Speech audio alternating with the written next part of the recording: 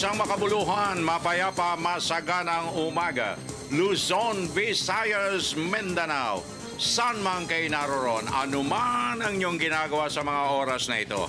Samahan po ninyo kami sa isa na namang edisyon ng ating Radyo Vision sa Media ng Bayan. Araw na ito ng Huwebes, 21 ng Enero 2016. At syempre pa makakaagapay natin ang Mona Lisa ng People's Television, none other than Miss Ara Perez. Good morning, Ara. At dito naman sa ating Radyo ng Bayan Studio, ang luningning ng Antipolo City at the girl with a dimple. Of course, ang aking co-anchor lady, walang iba kundi si Miss Zarina Lozuegro. Zarina, good morning. Yes, maganda umaga ka, Francis. Maganda umaga din sa ating mga tagapakinig at nanonood dito sa Radyo Vision. Samahan niyo po kami sa loob na isang oras na tunghayan at pag-usapan ang may init na issue dito sa ating bansa. Live po kami napapanood ngayon sa PTV4 at IBC 13. Live streaming naman po sa www.ptv.ph o www.ptvnews.ph.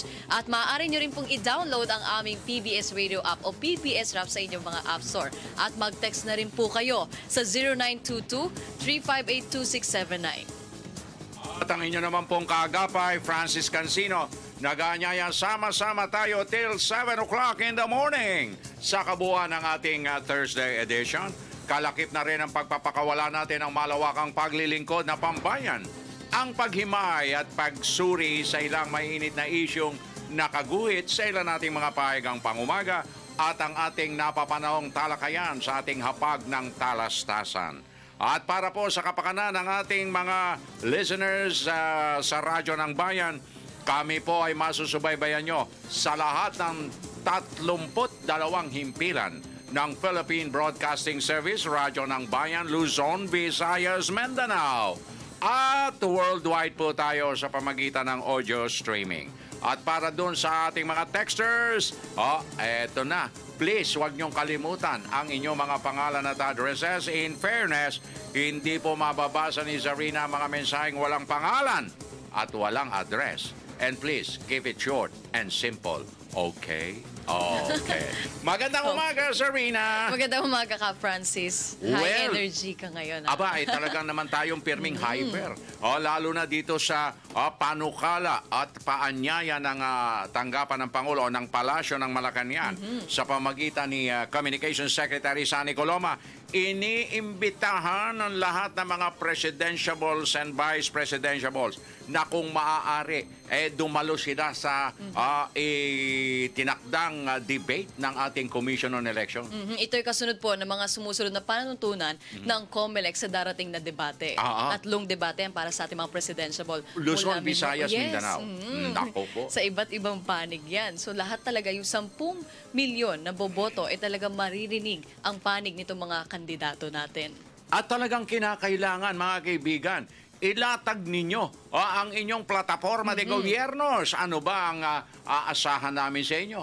Ano ba ang kaya nyong ipakita at ano ang kaya nyong gawin? Aba, yung iba dyan hindi pa kilala ng ating mga electorate, lalo na yung mga first-timer na boboto ngayon. Kaya ilatag nyo, iladlad ninyo ang inyong sarili at ang inyong pagkatao para himayin namin ng gusto sino ba sa inyo. Who among you is the best among the best? Di ba? Tama na muna sa personalan, pambabato ng batikos. Diyos ko, ito na po ay oras na para sa kanilang plataforma at plano. Dahil dito po babase yung ating mga hindi pagwapuhan ito. Yes. Hindi pagandahan ito. Parang hindi to, walang beauty pageant dito, walang Mr. Philippines dito. Hindi po, hindi ganyan. Iba ito, ibang larangan ito. Kaya kung kayo sincero at wala kayong pinangangambahan, and you are all honest to yourself na gusto nyong maglingkod bilang presidente o pangalawang pangulo ng ating bansa, show yourself. At nako, ang maganda rito, Zarina, hindi sila pwedeng magdala ng mga PowerPoint. Walang PowerPoint, walang kodiko. Dokumento, walang mga dokumento. tatayo ka doon as you are. At pag binato ka ng tanong, sagutin mo in all honesty. Hindi ba? At bawat sagot mo ay may karampatang oras. Meron. Isang minuto, 2 minuto, Oo. 30 seconds for rebuttals at 1 minuto upang sagutin yung mga ibinabato sa yung issue. At bawal dito ka, Francis, yung name calling, ha? O Hindi upang pa pwede. insulto sa kapwa kandidato. Kailangan magalang ka. Magalang. At saka dyan, finish or unfinished, pass your pepper. hindi po pwede yung maraming mga palabok, maraming mga kalandrakas de ararakat dito. Kung ano lang yung tanong, sagot sa loob ng 1 minuto, sagutin mo nang naaayon sa iyong nais na paglilingkod. Yan ang sinasabi natin. Kailangan disiplinado din kasi hindi pwede yung sasaw-saw ka na lang bigla doon sa isang pag-uusap. Kung nagsasita isang kandidato, bawal po yung bigla ka na lang umextra o bigla na lang sumagot. Umepal. Ayun. Ayoko sabihin. Hindi, tama yun. Bawal umepal. Hayaan natin kung kanino nakatuon, ibigay natin ang karapatan at huwag tayong marahas sa ating mga ikangay pagtindig sa harapan ng electorate. Okay, at bago tayo dumako sa iba pang segmento, paraanin natin ang ating words of wisdom on a Thursday. Yes, Zarina. ang ating words of wisdom ngayong Thursday, we don't grow when things are easy. We grow when we face challenges. Sa Tagalog po, hindi lumalago ang ating pagkatao kapag madali yung mga bagay. Lumalago tayo kapag humaharap tayo sa mga pagsubok. Wow. Totoo We to. are learning through experience and Yes. through challenges, and through Dito success. ka mag-grow talaga. Oo, siyempre, kinakailangan yan, ano? At pag nakuha mo ng madali ang isang bagay, katulad ng ginawa nung kaibigan ko, no, nakuha kagad sa mabilisan, baka madaling mawala yan, hindi lalago. Kinakailangan pinaghihirapan. At talagang may tamang panahon. Yung sa mga challenges, doon ka matututo na dumiskarte talaga eh. And you will be learning from your Yes. mistakes. Okay. So, tuloy-tuloy na tayo at pupuntahan na natin ang ating Mona Lisa ng People's Television, Miss Ara Perez, para sa unang bulusok ng mga balita. Pero bago yan ka, Francis, narito muna ang mga headlines hatid ni Emil Carion. Unang-una sa hanay ng balitaan dito sa Radyo Vision. The Leader I Want Forum ginanap na sa De La Salle University, Maynila kahapon. Oral argument sa disqualification case ni Senadora Grace Poe magpapatuloy sa susunod na Martes, January 26. Comelec Chairperson Andres Bautista inihayag na isasama nila ang pangalan ni Senadora Grace Poe sa balota. Senadora Grace Poe bilang chairman ng Committee on Public Order and Dangerous Drugs na namuno sa naunang Mama Sapano hearing, wala raw babaguhin sa ulat nito. Malacanang iginiit na naipagkaloob na ng gobyerno ang mga kaukulang tulong sa pamilya ng mga nasawing miyembro ng PNP SAF 44. Siksik at mainit ang mga balita kaya tutok na kasabay na inyong almusal dito sa Radyo Vision Media ng Bayan. Maraming salamat ka, Francis at Zarina. Magandang umaga, Pilipinas. Gising na tayo at tunghayan na natin ang mga pinakamaiinit na balitang hatid ng media ng bayan. Una sa ating mga balita, ginanap nga ang The Leader I Want Forum sa De La Salle University sa Maynila. Tanging si Davao City Mayor Rodrigo Duterte at katandem nitong si Senador Alan Peter Cayetano ang dumalo sa lupon ng mga presidential balls at vice presidential balls sa halalan sa Mayo. Ayon kay Duterte at Cayetano, sakaling mahalal sila bilang presidente at vice-presidente, handa silang bumaba sa pwesto kung hindi kontento ang mga Pilipino sa kanilang liderato sa loob lamang ng 6 na buwan. Samantala, magpapatuloy ang oral argument sa disqualification case ni Senadora Grace Poe sa susunod na Martes, January 26. Doon, Comelec naman ang maghahayag ng kanilang panig. Sa naturang petsa rin nahaharap sa korte ang Solicitor General at petitioners na nais i-disqualify ang senadora sa 2016 elections. Matatanda ang sinimula ng Korte Suprema ang oral arguments noong Martes na inabot ng mahigit 3 oras.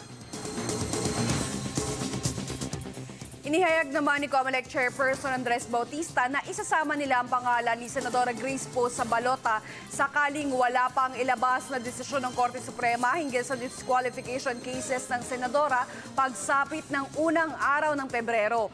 Ani Bautista, sisimulan na ng COMELEC ang pag-iimprenta ng balota sa Pebrero 1. Tumanggi namang ihayag ni Bautista kung sino-sino ang presidential candidates na isasama sa balota. Bukod kasi kay Poe, may ilan pang pending cases laban sa ibang kandidato. Kasama na riyan si Davao City Mayor Rodrigo Duterte. 21 mga pangalan ng presidential bets ang inisyal na isinumite ng COMELEC sa Election Management System noong Disyembre. Habang 6 na pangalan ang kasama sa pagka-vice-presidente at 6 na po naman sa pagka-senador. Bilang chairman ng Committee on Public Order and Dangerous Drugs na namuno sa naunang Mama sa Pano hearing, Senadora Grace Poe wala raw idadagdag o babaguhin sa ulat nito hinggil sa Mama sa Pano. Ngunit pagbibigyan niya si Senador Juan Ponce Enrile na ipresenta ang panibagong ebidensya sa pagbubukas muli ng pagdinig hinggil sa Mama sa Pano incident. Ang ulat mula kay Jade Miguel. Tutol man si Senador Grace Poe na buksan muli ang pagdinig hinggil sa nangyari sa Mama sa Pano, pinapayagan naman anya alinsunod sa panuntunan sa Senado ang magsagawa ulit ng panibagong hearing basta may bagong ebidensyang ipipresenta ukol sa isang issue. Magugunita na humiling si Senador Juan Ponce Enrile ng pagkakataon na makapagtanong patungkol sa tunay na nangyari sa Mama sa Pano Enero noong isang taon. Ngunit sa kabila ng pag-usbong ng bagong pagdinig, paninindigan daw at walang babaguhin si Poe bilang chair ng Committee on Public Order and Dangerous Drugs na humawak sa pagdinig sa kanilang committee report. Ito ay matapos silang magsagawa ng 10 hearing at ilan pang executive sessions ukol sa mga pangyayari noong Enero 25, 2015 na ikinasawi ng 44 na miyembro ng Special Action Force. Pero ako naman ay kumpiyansa na natanong na namin kasi ang mga dapat namin tanungin. Siguro iba lang ang style ng pagtatanong ni Senator Enrile, ipinapag-ubaya namin sa kanya yung pagkakataon na yon sapagkat wala namang nag-object. Kahit na kandidato sa Mayo, hindi naman mag-i-inhibit si Poe sa kabila ng mga espekulasyon na baka magamit lamang sa pagpapabango ang pagbubukas muli ng pagdinig. Hindi naman porket na tumatakbo na ako, hindi ko nagagampanan ang trabaho ko. Samantala, taliwas naman sa pahayag ni Enrile na si Pangulong Aquino mismo ang responsable sa pumalyang operasyon ng SAF, hindi naman direktang itinuturo ni Poe sa Pangulo ang sisi sa malagim na insidente sa Mama sa Pano, Maguindanao. Para sa Telebisyon ng Bayan, Jade Miguel. Sa pinakabagong pagsasaliksik, umaabot na sa $936 billion ang halaga ng mga nasira ng natural disasters sa loob ng 20 taon. Ito ay mga recorded damages pa lamang. Ang mga bagyo at pagbaha ay 2 sa pinakamalalang makasira sa kalikasan. At upang bigyan tayo ng mas malawig na pag-intindi dito, narito ang ulat ni Emil Carrion. Hindi pa rin nabubura sa isipan ang mga imahe at mga tinig na ito.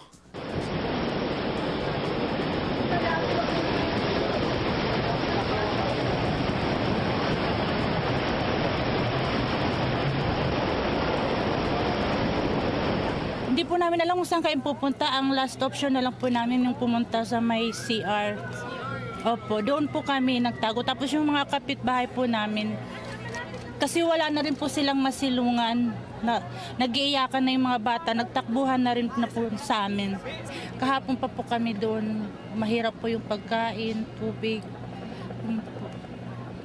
Hindi po. Gutom na po kami. Ngayon pa lang po kami nakakain.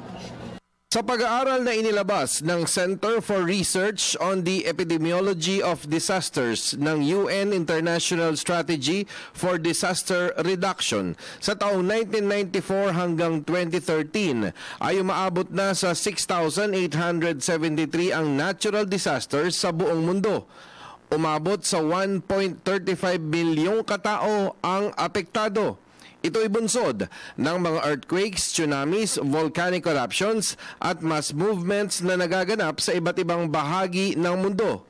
Ang bilang na ito, ayon sa pag-aaral, ay lalo pang pinalaki ng nararamdamang climate change phenomenon. Sa pag-aaral, ang pagbaha o flooding ay siyang pinakaunang nakakasira sa kalikasan. Ikalawa, ang mga pagyanigo earthquakes. Susunod dito ay ang tsunami. Pangapat ay ang tagtuyot o ang drought. Ang Estados Unidos at ang bansang China ay ang dalawang bansa na may pinakamaraming tumamang natural disasters. Sa Pilipinas ay mahigit 20 bagyo ang bumibisita taon-taon. Ang Pag-asa DOST ay pangunahin sa pagresolba at pagtaya para makaiwas sa anumang paparating na sakuna. Sa ngayon, ay pinaghahandaan naman ang umano'y hinog na West Valley Fault o ang Marikina Fault, kung saan sa pangunguna ng PHIVOLCS at ng mga LGUs ay hinahanda ang mga residente. Lahat kasi ng lindol nanggagaling yung bitak sa ilalim at tumatagos pa ibabaw. So yung unang hazard ay yung pagbitak ng lupa at pwedeng mabitak yung bahay. 5-meter na buffer zone, tapos ipipinpoint isa-isa. Declare natin na danger zone yung area na yun, kung saan mismo yung linya nila. And then we will apply for the National Housing Authority para bigyan natin sila ng safer grounds. Para sa Telebisyon ng Bayan, ako si Emil Carrion. Yan na muna po ang ating latest para sa sandaling ito. Balik na muna sa inyo, Ka Francis at Zarina. Maraming salamat, Ara Perez. 17 minutos, 37 segundos na. Makalipas ang alas 6, before anything else, ang bukas ng unang aparador ng Message Center, Zarina. Good morning po, Craft Francis and Ma'am Zarina. Binabati ko nga po ang lahat ng mga taga-Islang Bayan ng Kalayan, particular dito sa Barangay Dadao o Dadao. Family Ariraw, Advance Happy Valentine's from Joe Robert. Wow, thank you. Good morning po, Craft Francis. Gwapo ka. Greet ko po. Salamat po. Salamat po. Greet ko po ang tropang ganda. Si Mama Liza, Manuel, Lizelle, Ace, Dexter, Ace at ang naka-tune in dito sa Barbie Salon, sila Jamaica. Wow, Barbie.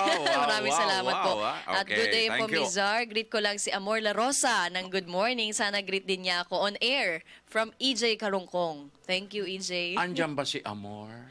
Okay. Samantala, good day po, Sir Francis at Miss Zarina. Sana po always in good health kayo. Sana naman po wag nating sisihin si Pinoy sa dagdag pensyon ng SSS.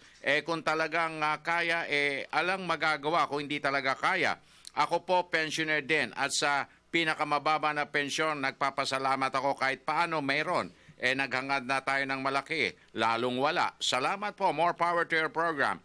God bless, Dali ng San Juan City.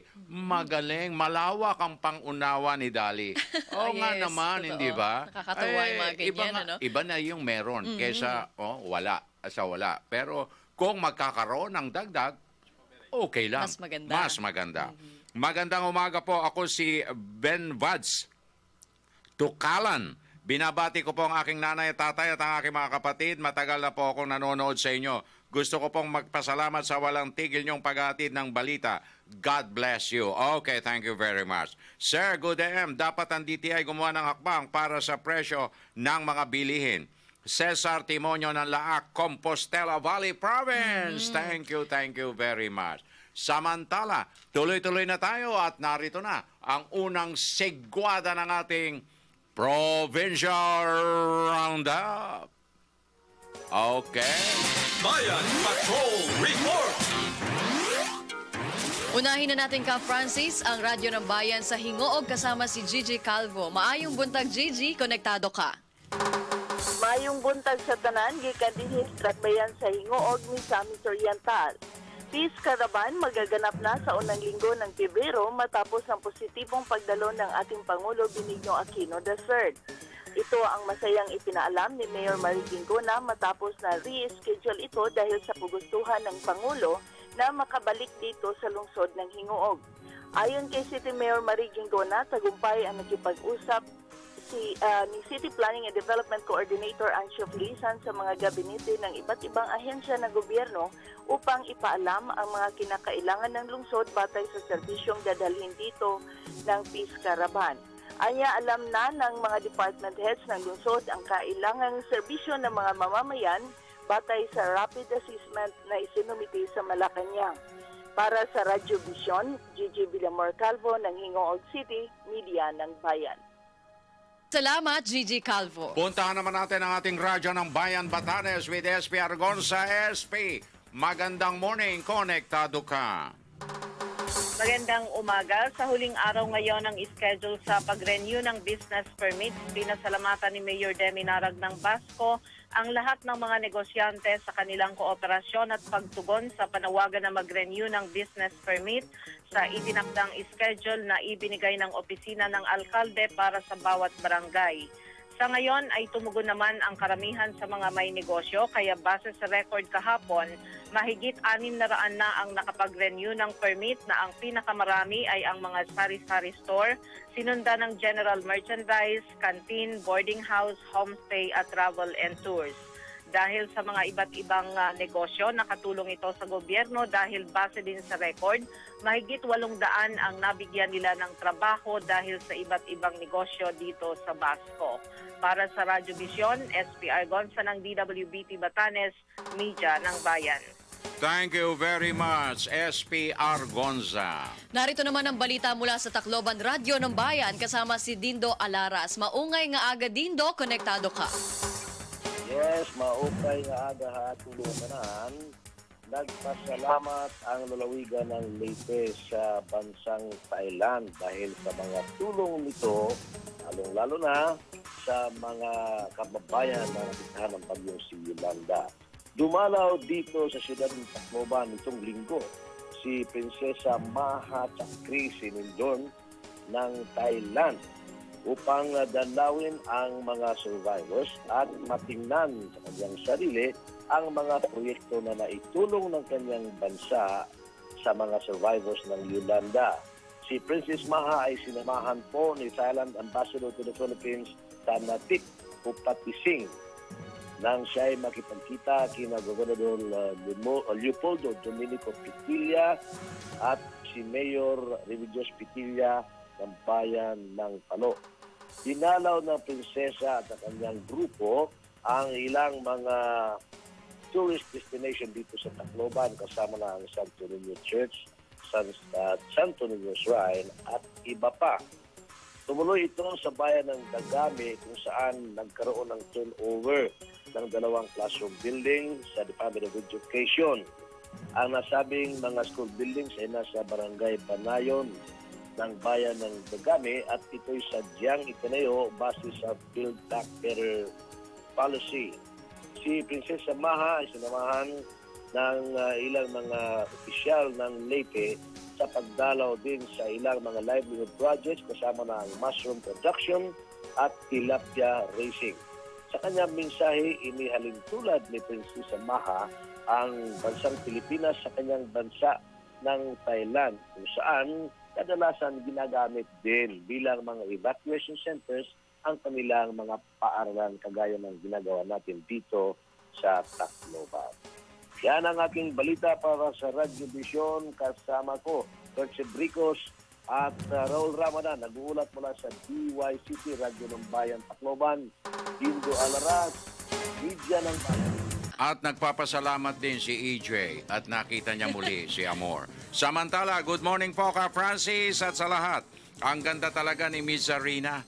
Aba, ay walang duda yan. Na nanonood po ako ngayon. JC Fernandez po ng Parañaque City. Good morning to all Radio Vision. More power. I want to greet my wife who's watching. Tess Apolencia coming from Bobby Apolencia ng Land Transportation Office. Uy, thank you very much for watching. Magandang umaga po, ako po si Romel Pilor ng Bikutan Taguig. Binabati ko ang lahat ng mga pulis na maagang bumabangon para sa bayan. Mga sirs, mga madams, ingat po lagi sa pag-duty. More power sa Radio Vision. Thank you very much. Ito naman ka, Francis. Good morning po, Ma'am and Sir Francis. Babatiin ko po na maganda umaga sina Elenita Torcino ng Kuwait City at Beverly Helardes ng Digos City, Davao del Sur. At good morning po, binabati ko po ng happy birthday si Mrs. Estela Tabinas on January 5. Happy birthday po. Pagbati galing kay Mami Beth ng Vira Catanduanes. Okay. Tuloy-tuloy na tayo mga kaibigan at babagtasin na natin ang ikalawang bahagdan ng ating Thursday edition sa oras na 29 minutos 39 segundos makalipas ang alas 6 At Zarina, do the honor na Yes. ipakilala ng ating featured guest and special guest ngayong umagang ito.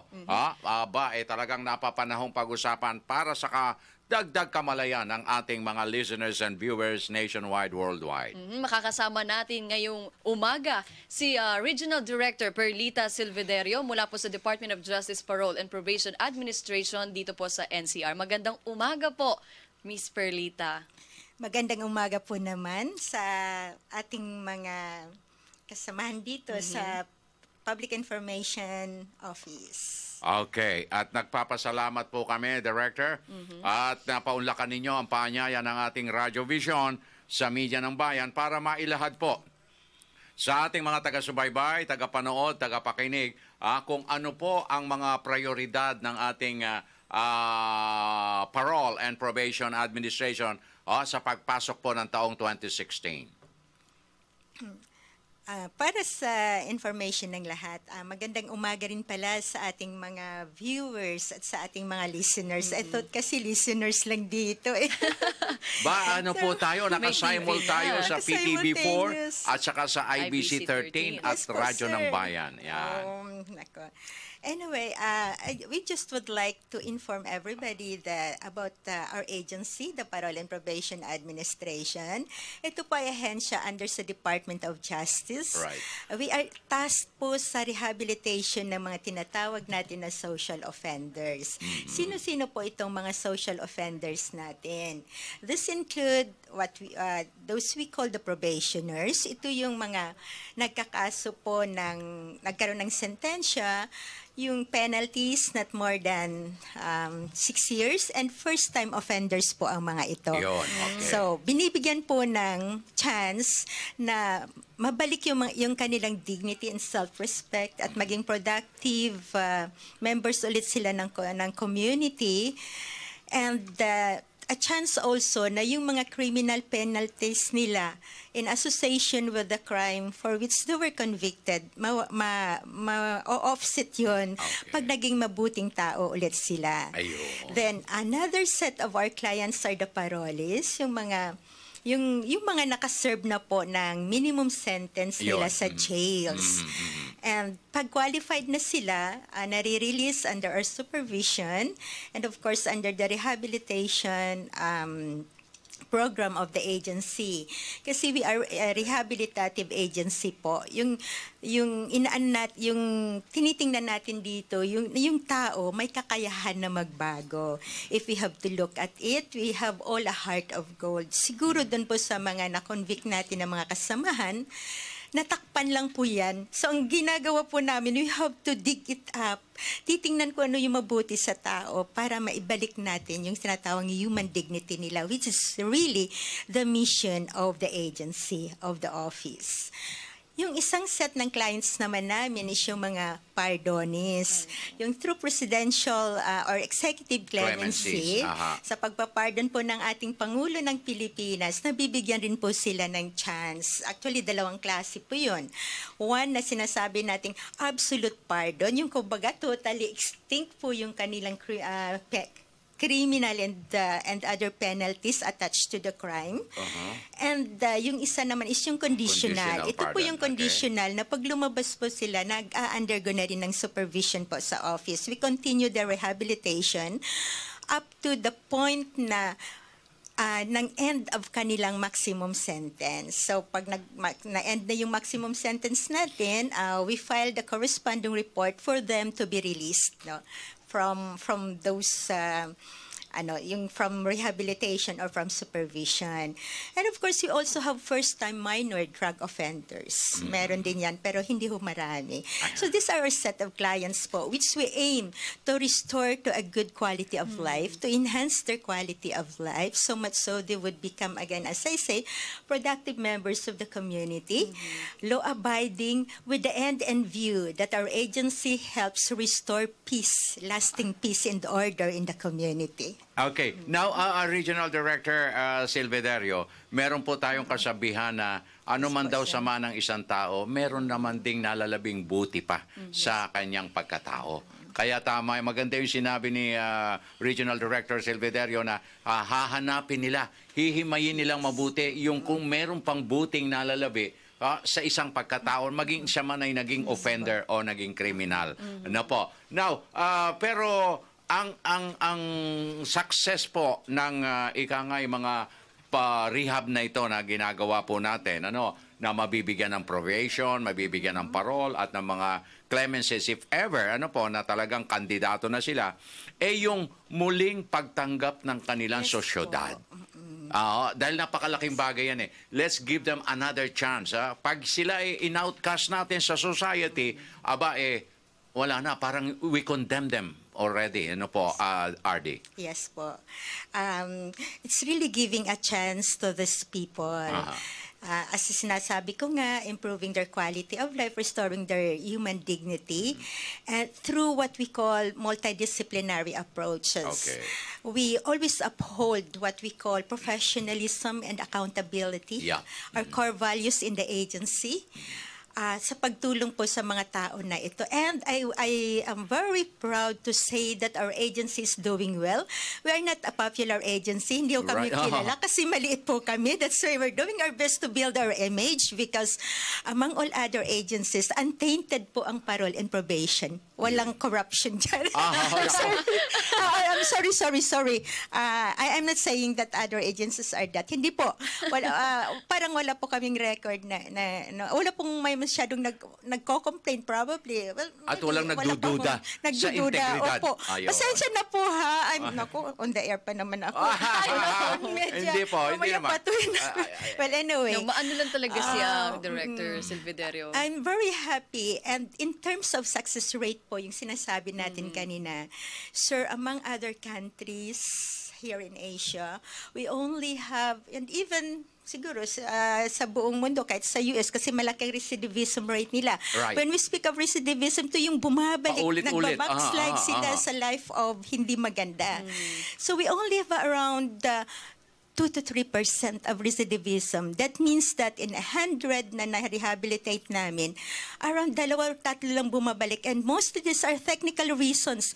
Not because they committed another crime and nag-backslide sila.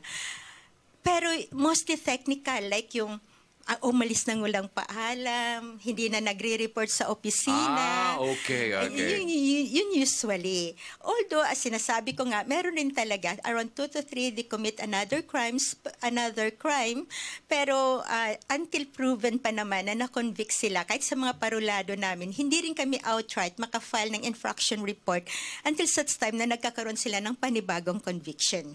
Okay. Zarina? Director, ano yung pinagdadaanan nitong mga clients nyo para mapatunayan na sila maaari na talagang bigyan ng kalayaan? Ano yung pinagdadaanan nila? Yes. We have rehabilitation programs. Yung pinaka-core rehabilitation program po namin is yung sinasabing therapeutic community. Actually, therapeutic community is it's a modality which changes the behavior of the person. Kung baga from negative, nagiging positive yung effect ng behavior niya.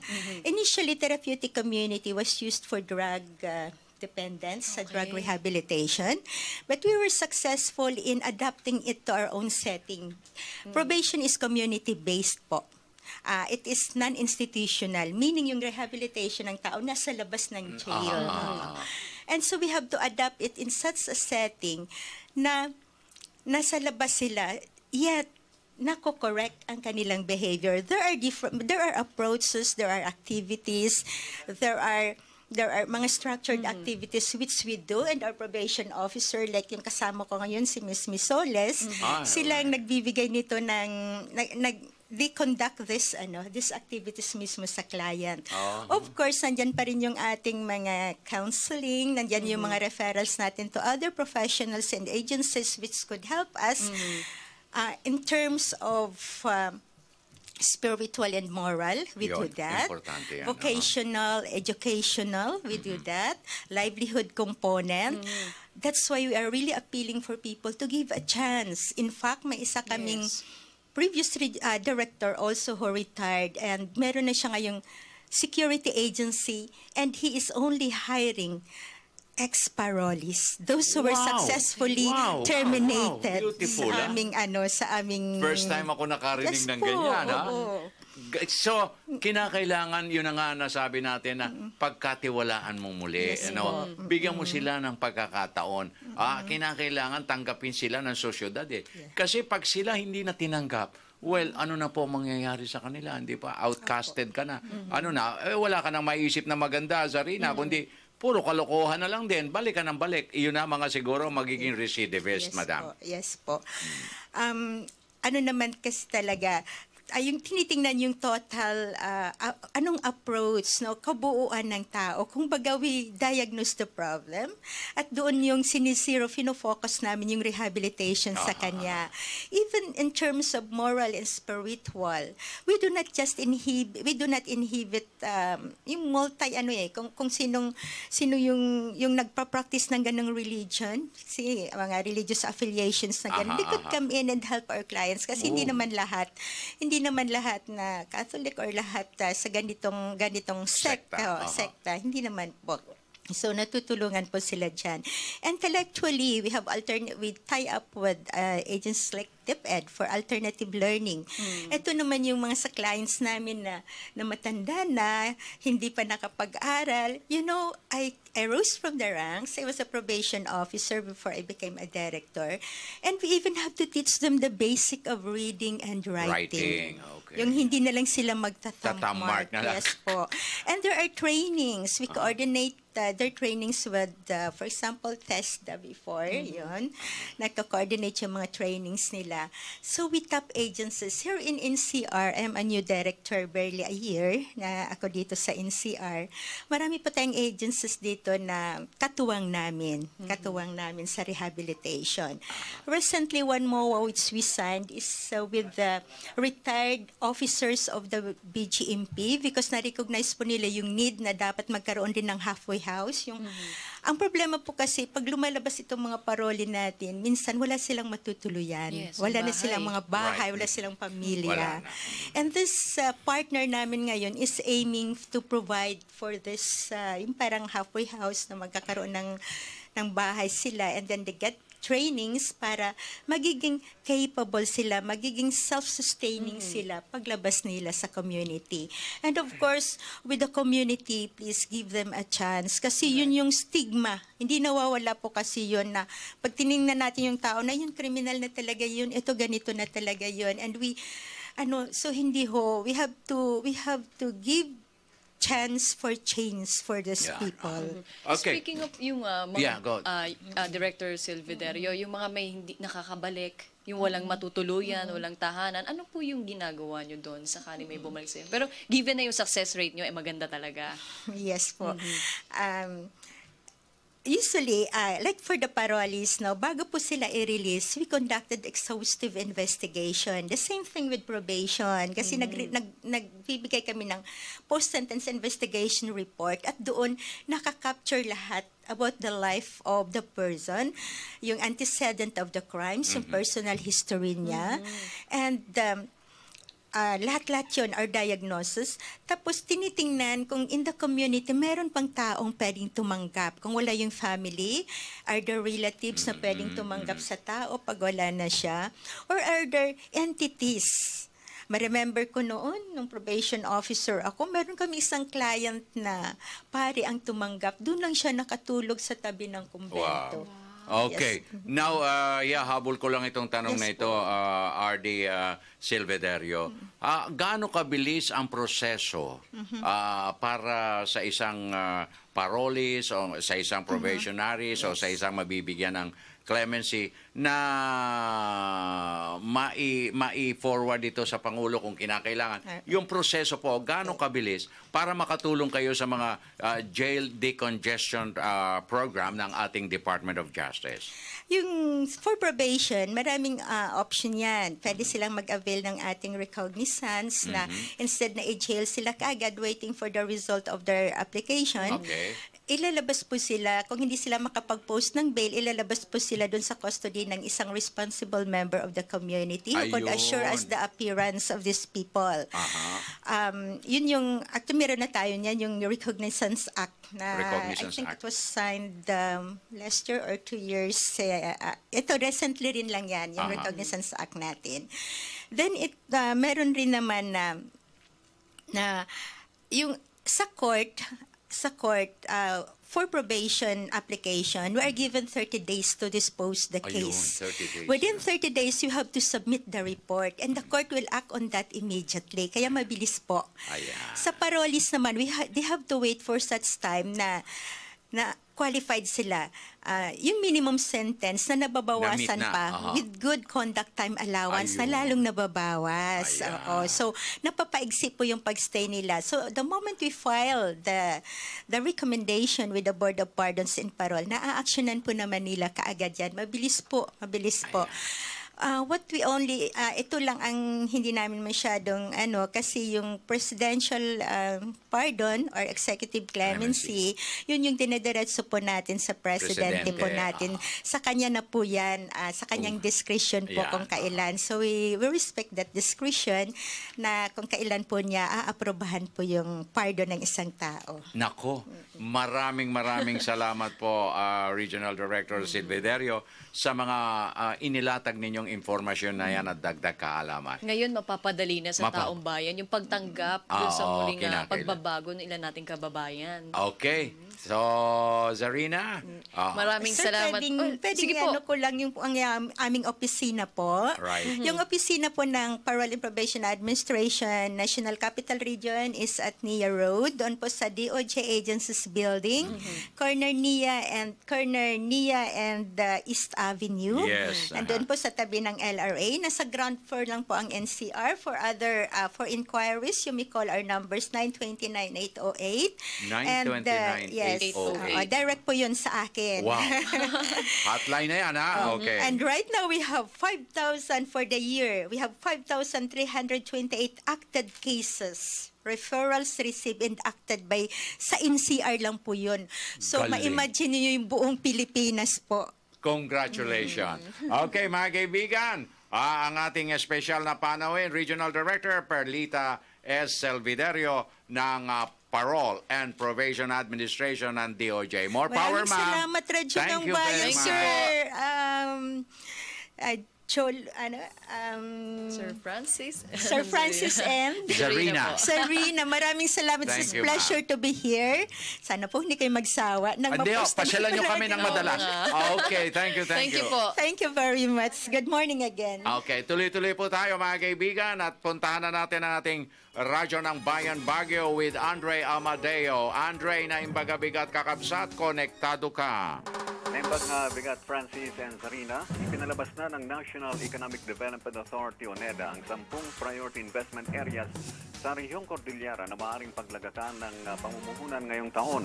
Sa Cordillera Investments Priorities Plan, ang sektor ng medical service facilities ang nangunguna sa kanilang tala. Kasunod ang business process outsourcing, transport facilities, engineered bamboo, light green manufacturing, semiconductor, metal engineering, coffee production and processing, renewable source of energy at eco-cultural tourism. Ayon kay NEDACA Regional Director Milagros Rimando, malaki ang potensyal ng mga nabanggit na sektor na magpangat sa ekonomiya ng Cordillera Region. Ang Board of Investments, Philippine Economic Zone Authority, Bases Conversion Development Authority, Regional Development Council at Tourism Infrastructure and Enterprise Zone Authority, kasama ang mga lokal na gobyerno ay hinimok na bumalangkas ng mga plano upang makahimok ang mga ito ng mamumuhunan. Ilan sa estratehiya ay kabibilangan ng pagbuo ng investment mission assistance at facilitation kasama ang promotional collaterals at investment capability building. Para sa Radyo Vision, Andre Amadeo ng Baguio City, Media ng Bayan. Thank you very much, Andre Amadeo. Puntahan naman po natin ang Radyo ng Bayan sa Hulo kasama si Nashra Ani. Assalamualaikum, Nashra. Konektado ka. Waalaikumsalam at magandang umaga. Pinangunahan mismo ni DepEd Secretary Brother Amin Luistro ang pagdaraan ng K-12 Summit sa Notre Dame of Olo College o NDJC Covered Court kahapon. Ito ay bilang tugon na rin sa imbitasyon ni Father Romeo Saniel OMI, President ng NDJC, na nagpatayo ng gusali para sa senior high school sa pagpapatupad ng K-12 program ng pamahalaan. Laking tuwa ni Secretary Luistro na hindi na nagtawang isip pang tumugon kaagad sa imbitasyon na makarating dito sa lalawigan ng Sulu dahil matagal niya na rin nais makapunta. Kahit papano ay unti-unti na rin naliwanagan ang mga guro, mag-aaral, mga magulang nila at maging ang mga opisyal ng pamahalaan ukol sa kahalagahan ng pagpapatupad ng K-12 sa pagpapaunlad ng edukasyon sa bansa. Hinamon sa kanyang mensahe ang mga educator dito na gumawa ng paraan upang mapanatili sa eskwelahan ang mga mag-aaral mula kinder hanggang high school man lang. Tumagal ng 2 araw ang pagbisita ni Secretary Luistro dito sa bayan ng Jolo, kung saan nagkaroon na rin siya ng pagkakataon upang masilip ang mga piling public elementary at secondary school sa Jolo at Tingganan. Ito ay kinabibilangan ng 5 elementary schools tulad ng Jati Elementary School, Wacod Elementary School, Kasanjangan Elementary School, Muhammad Tulawi Elementary School, at Port Area Elementary School, at 2 secondary schools, Holoy School of Fisheries at Holo National High School. Nabatid ni Luistro ang congestion sa mga paaralan dito at ang kinakailangang pagpapatayo ng karagdagang silid-aralan at marami pang iba. Para sa Radyo Vision, Nash Andy nag-ulat mula sa Jolo Sulu, Media ng Bayan. Maraming salamat, Nasra Ani. 51 minutos at 11 segundos na makalipas ang alas 6. Balikan natin si Mona Lisa para sa ikalawang sigwada ng balitaan. Okay, Miss Ara.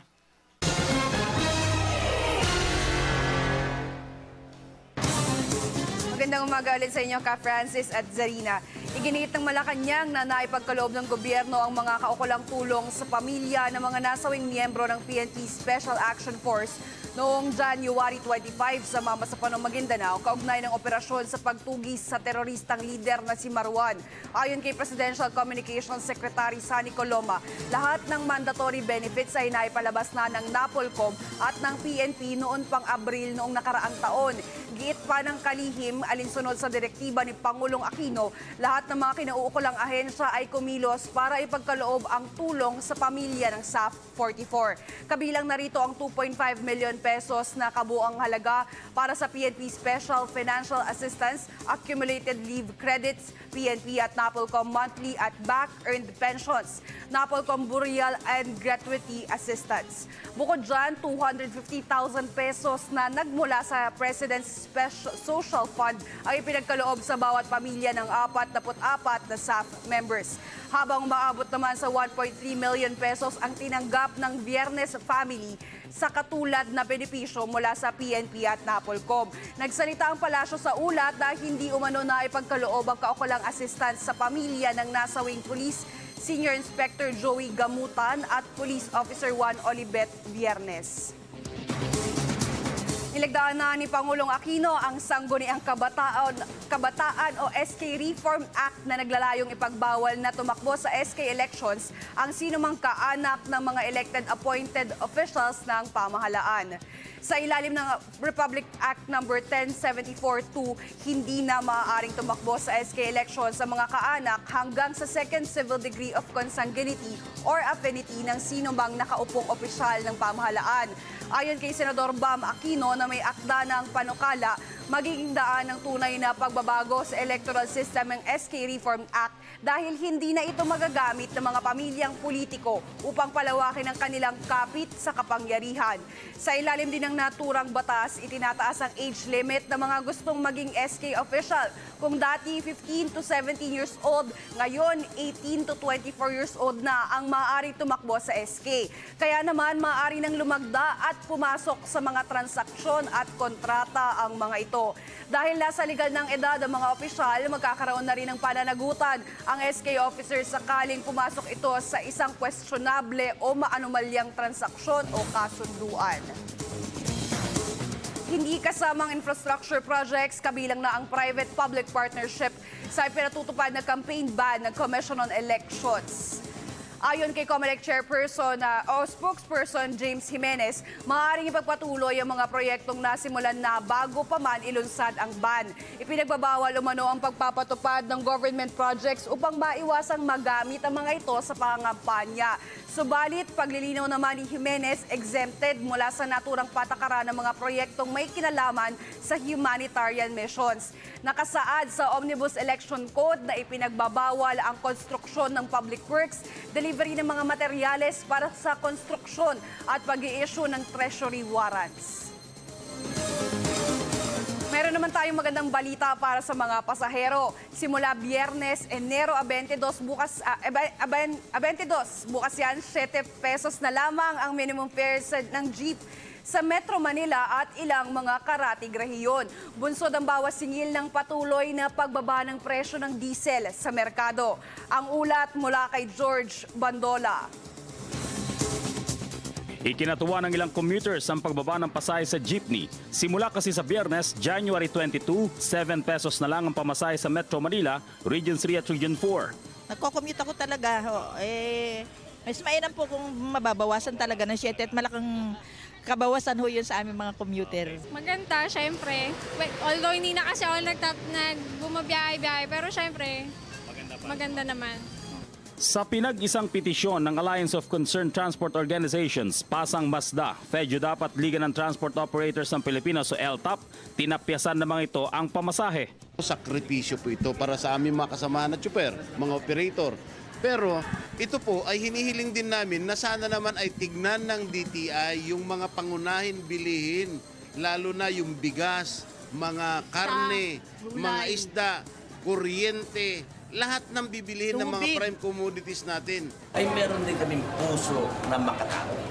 Nadarama namin ang problema ng ating mga natin na kailangan tugunan namin sapagkat talagang bumaba naman ang presyo ng bibilihin. Dapat po ay magbaba rin ang LRT at saka ang MRT. Hindi kailangan na nakikita lamang kami. Hindi naman salbahe ang mga tsuper na parati na lamang kami yung pagkatumaas taas ng pamasahe.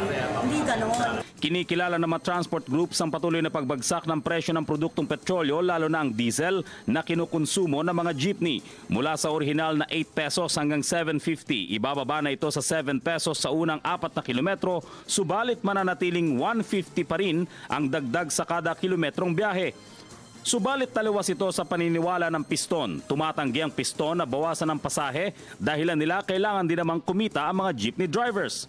Hindi yata makatuwiran yan dahil sa sitwasyon ng mga panig ng mga maliliit na operator ay hindi naman bumaba ang pyesa at hindi naman din talaga makaagapay sa laki ng gastusin ng mga bawat pamilya. Paliwanag ng LTFRB, bukod sa bawas pasahe, may 20% diskwento pa ang mga estudyante, may kapansanan at senior citizens. Para sa Telebisyon ng Bayan, George Bandola.